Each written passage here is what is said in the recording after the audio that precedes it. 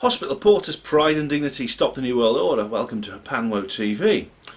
Well, the fourth speaker was an unexpected addition to the agenda. Now, my original list was only for 4 people, and you've already seen Colin, you've already seen me, you've already seen Miles. Then someone contacted me asking if they could speak as well, and well, I looked and I realised that the schedule was pretty full, but he offered to do just a short mini feature, just have much less time on stage than the others.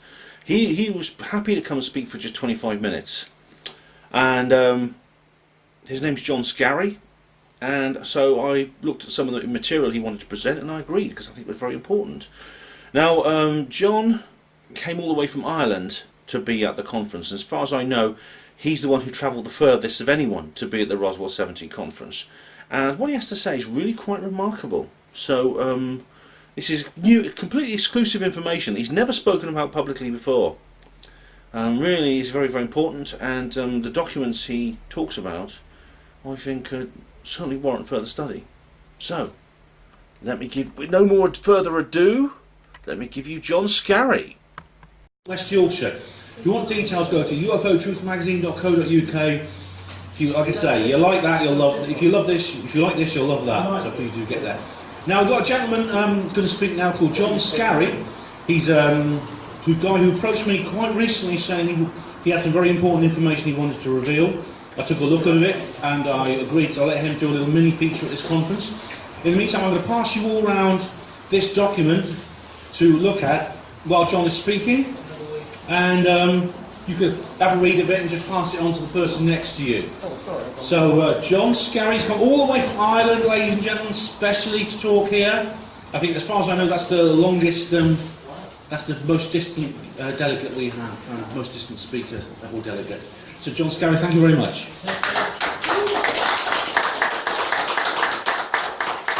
Thank you.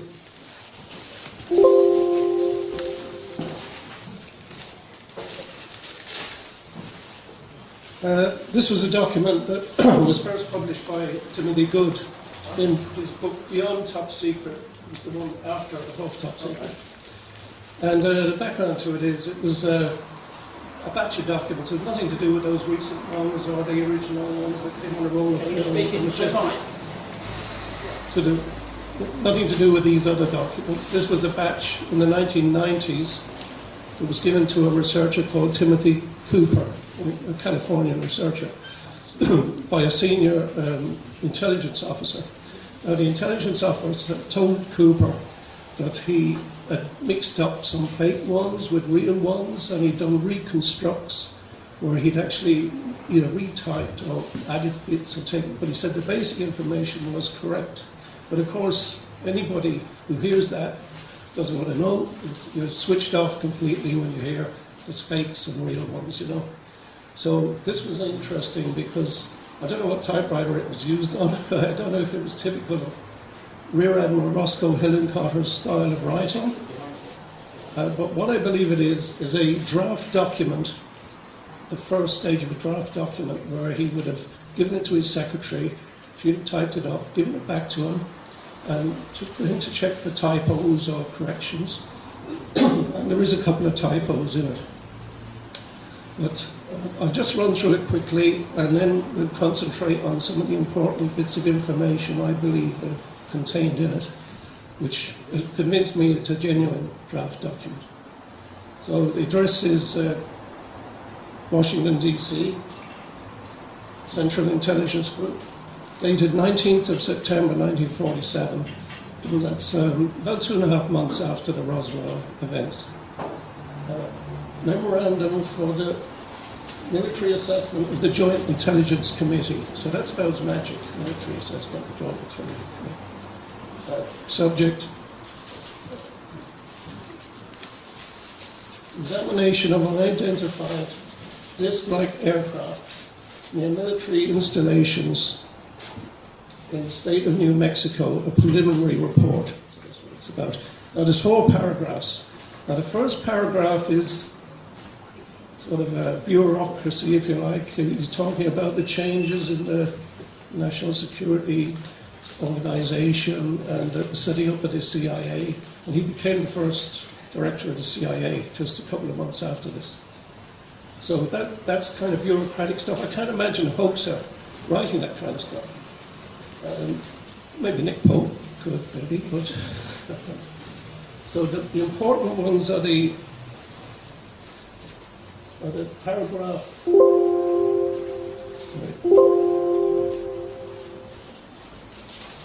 The second and third paragraphs. Now, paragraph 2, can you hear me okay?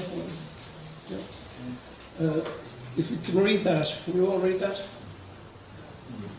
Now, the recovery of planned form unidentified aircraft in the state of New Mexico on the 6th of July 1947, 10 miles northwest of Oscura Peak, and a debris field 75 miles northwest of the Army's 509th Atomic Bomb Group, Roswell Army Airfield, is confirmed. A subsequent capture of another similar craft 30 miles east of the Army's Alamogordo Airfield on the 5th of July 1947 has convinced the Army Air Forces, that's all their intelligence people, G2 and naval intelligence, that the craft and wreckage are not of US manufacture. Now, if we go back to the beginning, plan form is just an old American term meaning the contour of an object, such as an aircraft, as viewed from above, but that doesn't really tell us anything. Now, the 6th of July, I think he's got the two dates mixed, because if you read on down, the other crash, he has subsequent crash, is the 5th. No, I think the 5th should be there, and the 6th should be here. Now, it's interesting that he says, for the second one, he uses the word capture, whereas the first is a recovery. So a capture might indicate something landed. If it crash landed, it was intact, and that they surrounded it and got it without, it wasn't damaged, or it wasn't like a recovery where you pick up, the debris stuff. So I found that curious that it was worded like that. Now, going back to this place, Oscura Peak, which meant nothing to me, but when you check it on the map,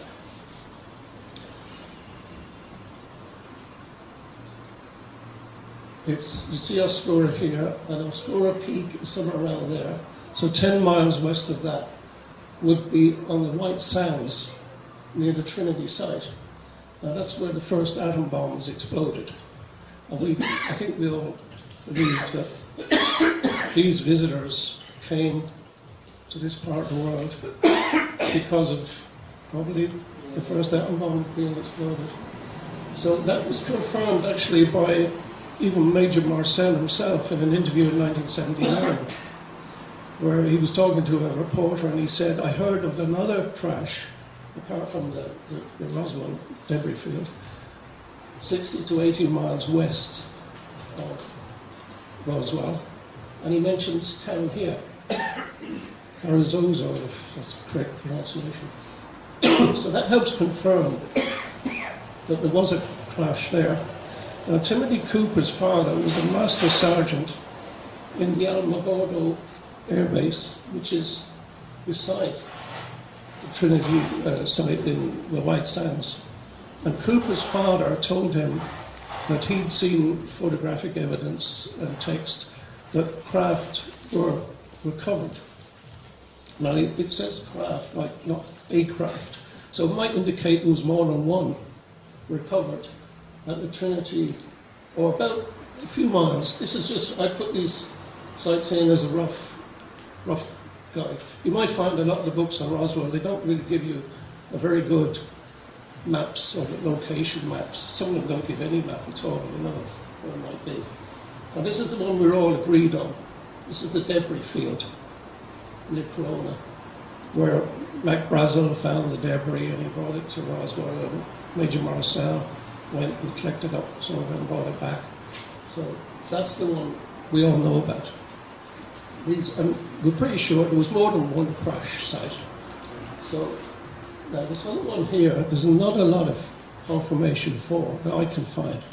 There's another document that I think Linda Moulton Howe has talked about, which mentions that as well, the Indian reservation site. So I'm convinced that all of this cover-up, recovery, and everything that was going on, it was far deeper than we suspect even. You know, it wasn't just a cover-up, putting out a balloon story. It went much deeper than that. It was like it reminds me of the Normandy landings, D-Day. The Germans didn't know where D-Day was going to be or when, because of British intelligence's tricks to divert them. And I think the same kind of tactics were going on here, to divert attention from these other sites here. Now, Kevin Randall and Don Schmidt, in their books, they were led astray by a hoaxer called Frank Kaufman. You might have seen him in that documentary on Channel 4 years ago. He was a military guy. He was a real insider. He seemed to have worked for counterintelligence. So he told them the crash site was around here. And then on his deathbed, he was kind of admitting, he told them the wrong thing, Now, Kevin Randall got a phone call from an anonymous guy who said he was part of they used to call it an archaeological team. It was meant to be. This was the other site that was suggested out in the plains of San Augustine, out here. The first book, the Roswell incident, talked about the plains of San Augustine. And that was picked up by Stanford Freedom in his book, where he also talked about the plains of San Augustine. But that was based on the account of a genuine guy called Brady Barnett, who worked out of Sirocco. That was where his office was.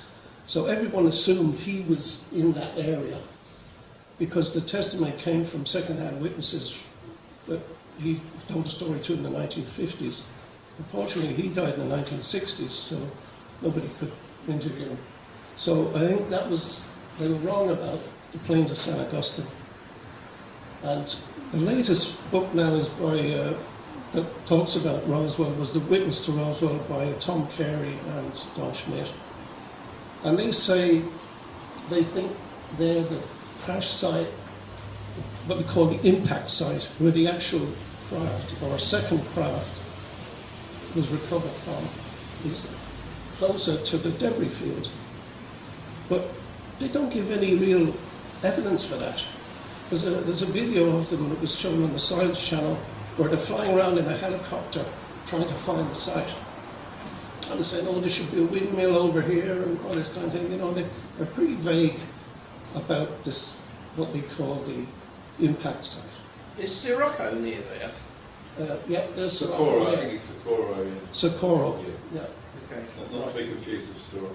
Now, that's the other alleged site, which Colin was talking about, would be just outside it. Was that a Naval Canyon or? Yeah, Naval Canyon. Naval yeah. Canyon. It's one come down there. Yeah, Magdalena, Socorro. Yeah, just That was seen by a copper, wasn't it? No, that was a later thing in 1964, where police officers saw something land. There's a lot going on. So, but that crash was in the end of May. Yeah. So I think we'd have to discount the plains of San Augustine as being a site. I know there's another researcher, Art Campbell, who claims to have found bits and pieces there that he claims could be extraterrestrial, but I don't think there's a lot of evidence to back that up really. So this document is listing these sites, but most researchers don't talk about. I probably don't want to talk. They've convinced themselves, or the rest of us, that it's either here or over here. They're not going to accept this document. But if this document is real and correct, or the information in it, that would indicate. Now, there is one other document that Linda Moulton Howe talks about. Part of this group that were given to Timothy Cooper, hundreds of documents, and it sort of confirms this as well. It talks about landing sites 1, 2, and 3. So that's some confirmation, but I don't know how reliable that other document is. But I'll just go.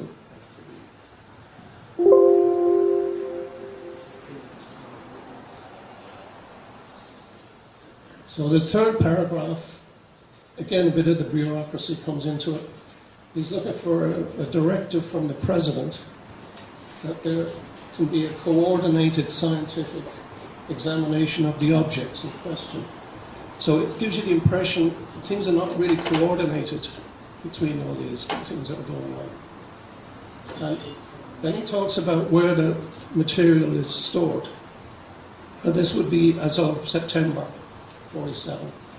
So he says currently the core material is being secured at the Naval Research Laboratory hangar facilities at the White Sands, the Sandia Base facilities, Alamogordo Air Force Base, and the Aeromedical Research facilities at Randolph Field.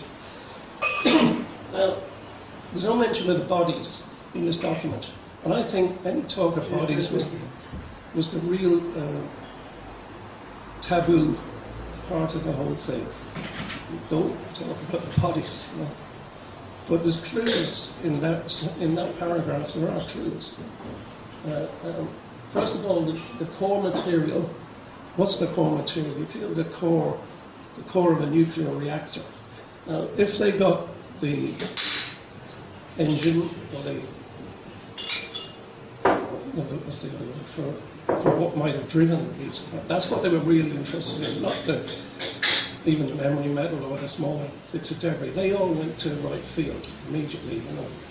I think they kept the core material in New Mexico, where you'd have scientists like Robert Oppenheimer, this atomic scientist, based in Los Alamos, just north, and the Sandia laboratories are where they assemble the atom bombs.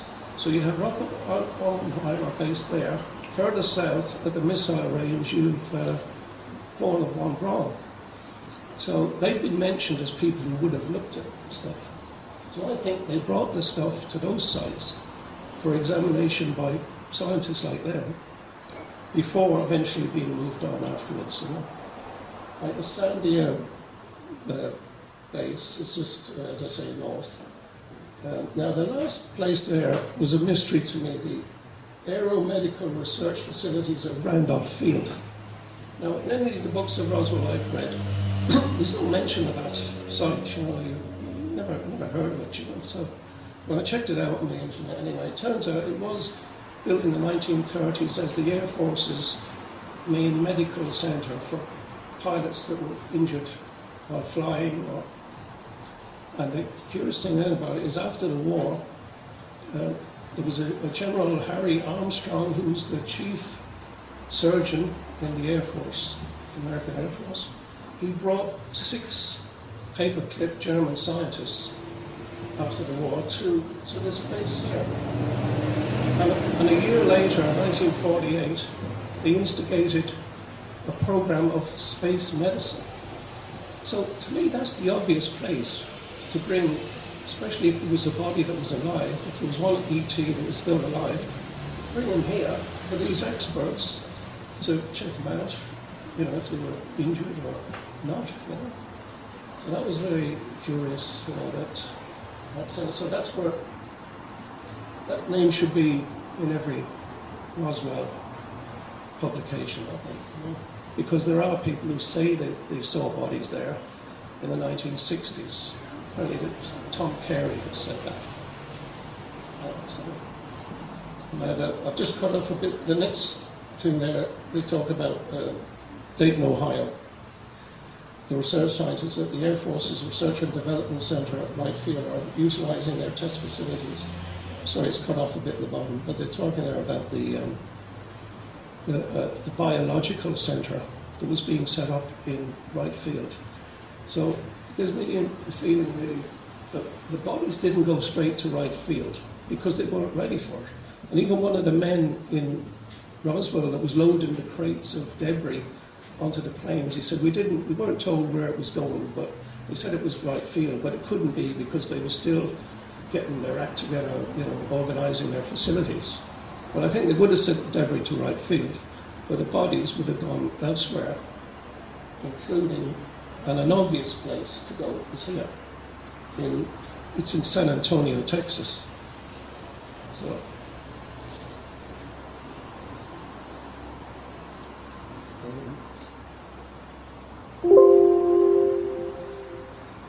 It's just.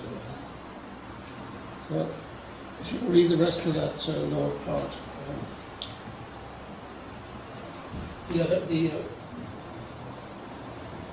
The last paragraph, it's just a bit more about what's going on. And this is another little cover-up for them. They say, the offices of the Joint Research and Development Board, FBI, and State Department are looking for the help of MI5 and MI6 to see if the Russians got anything, that could fit that. I think that was their backup story, If it all came out, they could say, oh, it's Russian. But they got away with weather balloons, so they didn't even have to say Russian. So this word here, it just seems to be someone has written Joint Chiefs Concern, where Hill and Cotter is kind of saying we need a directive from the President. Now, I don't even know if he sent that letter or not, that memo. He may have decided not to send it. He may have found out that there was this majestic group being set up, so he didn't need to express these concerns, or he may have met people directly or spoke to them on the phone. So it may not have, so it's not signed, so it may not have actually been sent, but I believe somehow it survived in the form of photocopies, obviously. And it just deserves much more scrutiny by everybody in the field, I believe, who's interested in what really happened at Roswell. We'll never know the full story, but I think there's a part of the story here that hasn't really been, taken on board. Okay.